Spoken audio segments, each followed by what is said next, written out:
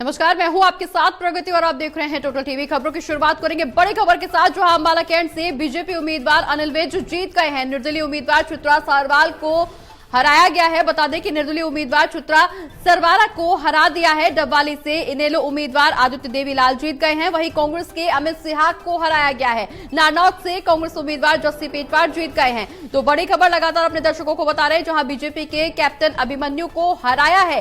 सफीदों से बीजेपी उम्मीदवार रामकुमार गौतम जीते हैं, जिन्होंने कांग्रेस के सुभाष गंगोली को हराया है। वहीं नरवाना से बीजेपी उम्मीदवार कृष्ण कुमार बेदी जीत गए हैं, जिन्होंने कांग्रेस उम्मीदवार सतबीर को हराया है। इसराना से बीजेपी उम्मीदवार कृष्णलाल पवार को जीत हासिल हुई है। उन्होंने कांग्रेस उम्मीदवार बलवीर वाल्मीकि को हराया है। इसके अलावा भूपेंद्र सिंह हुड्डा गढ़ी सापला किलोई से चुनाव जीत गए हैं। बीजेपी उम्मीदवार मंजू हुड्डा को 71,465 वोटों से हरा करके। वहीं दूसरी ओर पुंडरी की बात करें तो वहां से बीजेपी उम्मीदवार सतवाल जांबा जीते हैं, निर्दलीय उम्मीदवार सतवीर भाना को हराकर। तो शाम से बीजेपी उम्मीदवार श्रुति चौधरी की जीत हुई है। कांग्रेस उम्मीदवार अनिरुद्ध चौधरी को उन्होंने हराया है। नारायणगढ़ की चर्चा करें तो वहां से कांग्रेस की शैली चौधरी उन्होंने जीत हासिल की है। शैली चौधरी ने बीजेपी के डॉक्टर पवन सैनी को हराकर जीत हासिल की है। इसके अलावा थानेसर से कांग्रेस उम्मीदवार अशोक अरोड़ा ने जीत हासिल की है। बता दें कि अशोक अरोड़ा ने बीजेपी के सुभाष सुधा को हराया है। तो लगातार बीजेपी को बढ़त मिल रही है। कई सीटें ऐसी हैं जहां कांग्रेस उम्मीदवार जीत हासिल कर चुके हैं। अशोक अरोड़ा ने बीजेपी के सुभाष सुधा को हराया है। गन्नौर से निर्दलीय उम्मीदवार देवेंद्र कादियान जीते हैं। देवेंद्र कादियान ने कांग्रेस के कुलदीप शर्मा को हराया है। वहीं खरखौदा से बीजेपी के पवन खरखौदा जीते हैं। पवन खरखौदा ने कांग्रेस के जयवीर सिंह को हराया है। ज्यादा चर्चा करने के लिए हमारे साथ देवेंद्र कथुरिया जी हमारे एसोसिएट एडिटर बने हुए लगातार। देवेंद्र जी, एग्जिट पोल के नतीजों से बिल्कुल उलट नतीजे सामने आए हैं। कई ऐसी सीटें हैं जहां बीजेपी ने बढ़त हासिल की हुई है, हालांकि कई ऐसी सीटें भी हैं जहां कांग्रेस के उम्मीदवार जीते हैं।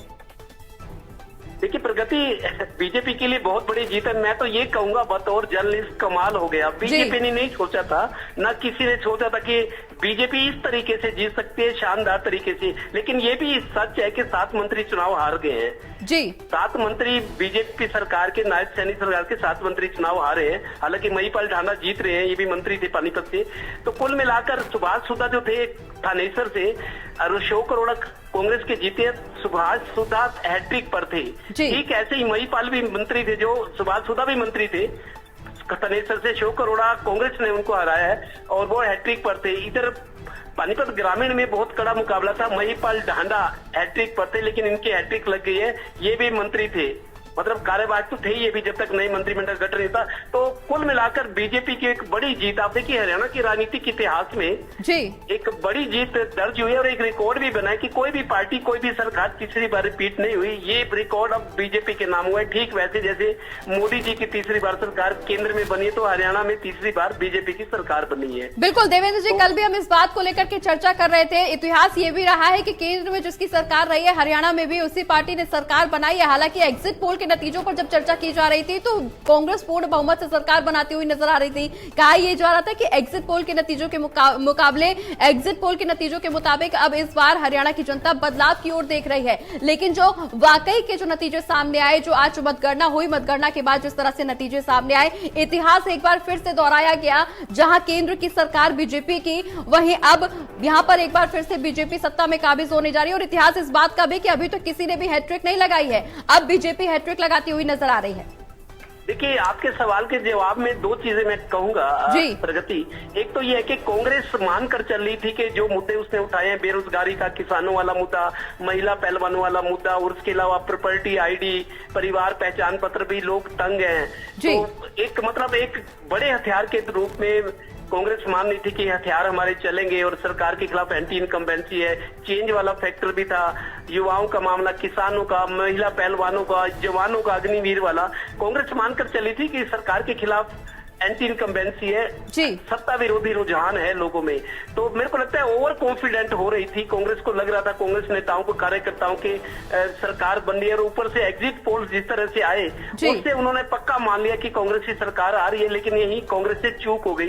दरअसल वो हवा में ज्यादा थी, जमीन को उन्होंने नहीं देखा। जमीनी हकीकत कुछ और थी, हवा में थे कि सरकार आ रही है कांग्रेस की। ओवर कॉन्फिडेंस मैं इसको कहूंगा। और जहां तक बीजेपी की बात है, बीजेपी की जो नीतियां हैं, जो काम है, और सबसे बड़ी बात प्रगति जो मैं कहना चाहूंगा, शायद कम लोग अभी तक वहां पहुंचे हैं। एक तो यह कि जो दलितों को दलित थोड़ा सा डरे हुए थे, दलितों के मामले में जैसे पहले आरक्षण खत्म करने की बात थी वो विवाद हुआ, तो दलितों में दरअसल गांव में क्या होता है, दलित जो होते हैं बेचारे डरे होते हैं, कमजोर होते हैं, गरीब होते हैं, कमजोर होते हैं, लाचार होते हैं, तो उनको ये बीजेपी ने बकायदा एक अंदरूनी रणनीति के तहत ये मैसेज कन्वे करवाया खुले आमने अंदर ही अंदर कि अगर क्या आप वो 10 साल पहले की सरकार चाहते हो जिसमें आप पर अत्याचार हुआ, जो आरोप लगे थे कांग्रेस सरकार पर कि अत्याचार हुए, और तीसरा फिर आपका रहना मुश्किल हो जाएगा, गांव में प्रताड़ना होगी, इस तरह से मतलब लोगों को ध्यान दिलाया गया, रिकॉल किया गया 10 साल पहले का राज, तो वो अंदर खाते मेरे को लगता है जो चीज प्रचारित की गई उसका भी असर है।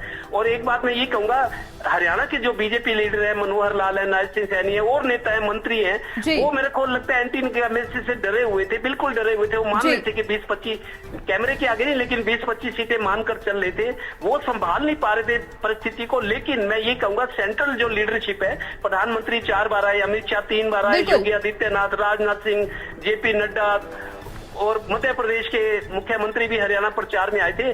बड़े लीडर जो है बीजेपी ने, उन्होंने मामले को संभाला है, मैं ये कहूंगा। बिल्कुल देवेंद्र जी, हालांकि चर्चा हमने इस बात की भी की थी कि क्या इस बार मोदी मैजिक काम करेगा, पाए थे वो सेंटर के लीडर्स ने किया है। बिल्कुल, हालांकि देवेंद्र जी इस बात की चर्चा भी हमने की थी कि क्या इस बार मोदी मैजिक काम करेगा। हालांकि उस दौरान मुझे ऐसा लगता है कि शायद बीजेपी की जो साइलेंट वोटर है उन्होंने कमाल करके दिखाया है, क्योंकि जिस तरह से लहर देखने को मिल रही थी, हालांकि लगातार बीजेपी के तमाम दिग्गजों की तरफ से रैली की जा रही थी, प्रचार प्रसार किया जा रहा था, जोर शोर से सभी राजनीतिक दल प्रचार प्रसार कर रहे थे, लेकिन जब हम चर्चा कर रहे थे उस दौरान मोदी मैजिक कहीं पे भी कामयाब होता हुआ नजर नहीं आया। पहलवानों का मुद्दा उठा, जाति समीकरण का मुद्दा उठा, तमाम ऐसे मुद्दे कांग्रेस की तरफ से उठाने की कोशिश की गई, भुनाने की कोशिश की गई माहौल को, लेकिन उस दौरान बीजेपी के पक्ष में माहौल नजर नहीं आ रहा था। बीजेपी ने जब अपने पहले उम्मीदवारों की लिस्ट जारी की, उस दौरान भी बगावती सुर देखने को मिले, तो कहीं ना कहीं नजर यही आ रहा था कि शायद इस बार बीजेपी विरोधी लहर है और यही वजह होगी कि बीजेपी एक बार फिर से शिकस्त खा सकती है। लेकिन अब जो नतीजे सामने आए हैं उसको क्या मान करके चले, क्या ये साइलेंट वोटर्स का कमाल है या मोदी मैजिक का एक बार फिर से कमाल? देखिए, मैं ये कहूंगा प्रगति बीजेपी ने संगठित तरीके से अंदर खाते अपना कैंपेन चलाया। ऊपरी तौर पे तो बड़े बड़े नेता, प्रधानमंत्री 4 बार आए, हरियाणा में छोटा सा हरियाणा है, 4 उन्होंने रैलियां की, जम्मू कश्मीर से जब दिल्ली आए तो हरियाणा होते हुए निकले, अमित शाह जी 3 बार आए, योगी आदित्यनाथ जैसे बड़े स्टार आए। लेकिन मेरे को लगता है बीजेपी ने अंदर ही अंदर अपने आप को मजबूत किया, उन्होंने अपनी कमजोरियां पकड़ी। क्या कमजोरी है? पिछले पखवाड़े में हम लगातार, मैं कह रहा था 15-20 दिन में बीजेपी ने स्थिति को काबू में किया है, डैमेज कंट्रोल पे काम किया है और कांग्रेस की बढ़त को रोका था। कांग्रेस में जहां तक मैं देख रहा हूं, कांग्रेस वाले शोर ज्यादा करे थे, ये मान के बैठे थे कि बीजेपी सरकार गई। किसान आंदोलन एक बड़ा फैक्टर है, युवाओं का मसला है, प्रॉपर्टी आईडी, परिवार पहचान पत्र, महिला पहलवानों का मसला है, बेरोजगारी का है, बहुत सारी चीजें। तो कांग्रेस वाले ये शायद ओवर कॉन्फिडेंट थे कि सत्ता विरोधी रुझान है, कांग्रेस की तरफ लोग देख रहे हैं, तो वो उनको थोड़ा सा ओवर कॉन्फिडेंस था। लेकिन बीजेपी अंदर ही अंदर काम कर रही थी, अपनी कमजोरियां दूर कर रही थी और फिर वोटर्स ने बीजेपी पर भरोसा किया। वो ये चाहते हैं कि अमन चैन है, चलो कोई बात नहीं, कुछ कांग्रेस सरकार में कुछ ऐसी चीजें थी जो अब नहीं थी इस सरकार में, लोगों ने अंदर अंदर सोचा और शोर नहीं किया, बीजेपी वोटर्स ने साइलेंट रहे। लेकिन कांग्रेस की तरफ से शोर था, धमक दिखाई गई कि हमारी सरकार आ रही है, ये है वो है। मतलब जब इस तरह का प्रचार हुआ तो मेरे को लगता है लोगों ने अंदर ही अंदर मन बना लिया कि कांग्रेस को वोट ना देकर बीजेपी के साथ हम जाएंगे। बिल्कुल देवेंद्र जी, नतीजे लगभग सामने आ चुके हैं। कमाल जी बिल्कुल बेहद कमाल की बात है, नतीजे लगभग सामने आ चुके हैं। बीजेपी बढ़त बनाती हुई एक बार फिर से सरकार बनाती हुई नजर आ रही है। क्या इस बार भी विपक्ष की तरफ से ईवीएम पर सवाल उठेंगे? देखिए, अभी तो मेरे को लगता है विपक्ष की जो हालत है, इनेलो अभय चौटाला पता लगे वो भी हार गए हैं, दुष्यंत चौटाला, हालांकि मंत्री भी हारे हैं बीजेपी सरकार में, जो मंत्री थे ज्ञानचंद गुप्ता स्पीकर थे वो भी हार गए हैं, ओपी धनखड़ भी शायद, मैं कंफर्म नहीं कह सकता, बहुत सारी चीजें ऊपर नीचे हो रही है। लेकिन बीजेपी के हारे तो कांग्रेस की मेरे को लगता है ज्यादातर कांग्रेस को संभालने में 6 महीने लगेंगे मेरे को लगता है, क्योंकि अगर 1 हफ्ता 10 दिन 15 दिन अभी सरकार को शेप लेने में लगेंगे, बीजेपी की तीसरी सरकार में क्या नायब सिंह मुख्यमंत्री रहेंगे? होना तो ऐसा चाहिए। अनिल विज भी लाइन में, आज भी उनका बयान है कि पार्टी हाईकमान फैसला करेगा मुख्यमंत्री का। तो मेरे को लगता है हफ्ता 10 दिन लगेंगे नई सरकार को शपथ ग्रहण में बनकर सामने आने में। लेकिन अभी तक मेरे को लगता है कांग्रेस जो है वो सन हो गई। ये हुआ क्या, उन्होंने सोचा कुछ तो हो गया, उसके उलट। तो कांग्रेस को संभलने में अब थोड़ा सा विश्वास लोगों में फिर जगाने में कई महीने लगेंगे, 6 महीने साल। बिल्कुल देवेंद्र जी, मुझे याद है हाल ही में अनिल विज की तरफ से बयान सामने आया था कि एग्जिट पोल की पोल पहले भी कई बार खुल चुकी है और शायद अब ये बयान हकीकत में बदलता हुआ भी नजर आ रहा है। देखिए प्रगति, टोटल टीवी ने भी दिखाया था एग्जिट पोल, लेकिन हमने, आपको याद हो, कई लोग मेरे को कह रहे थे कि आपने 29 से 35 सीटें बीजेपी की दिखा दी, बीजेपी की तो आ नहीं रही, 20 सीटें आएंगी। भाई टोटल टीवी ने 29 से 35 सीटें दिखाई है, रिकॉर्ड है ये। हमने दिखाया है कि मैं भी अपने कमेंट्स में, ओपिनियन में कहता था कि हम बीजेपी को खारिज नहीं कर सकते। ठीक है, कांग्रेस एज लेके चल रही है, लेकिन बीजेपी को खारिज नहीं कर सकते कि सरकार नहीं बनती। मैंने 10 बार कहा होगा डिबेट में ये बात।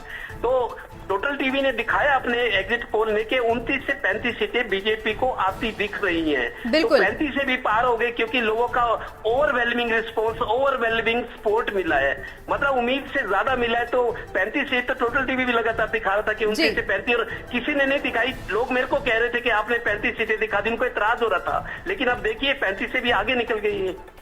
बिल्कुल देवेंद्र जी, बने रहिए आप हमारे साथ।